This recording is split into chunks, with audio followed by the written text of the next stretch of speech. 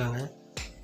இப்போ என்ன பண்ணுறாங்கன்னு பார்த்தீங்கன்னா 4 மூக்குலேயும் நம்ம சவுத்தில் வச்சு ஃபிக்ஸ் பண்ணுறதும்போது வெளியே தெரியாமல் இருக்கிறதுக்காக உளி சுத்தியை வச்சு வெட்டி விட்றாங்க, அடித்து விட்றாங்க.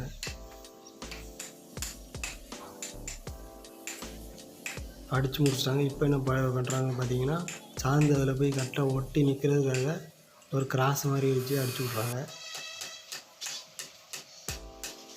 அதே மாதிரி 4 பக்கமும் அதே மாதிரி வச்சு அடித்து முடிச்சிட்டாங்க.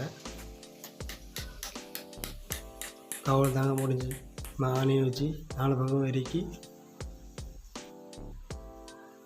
தூக்கி சாத்தினா முடிஞ்சுதுங்க. நம்ம சேனலில் இது வரைக்கும் சப்ஸ்கிரைப் பண்ணலன்னா சப்ஸ்கிரைப் பண்ணிடுங்க. பார்த்தீங்கன்னா ஆணி வச்சு இறுக்கி முடிச்சிட்றாங்க. அவ்வளோதாங்க.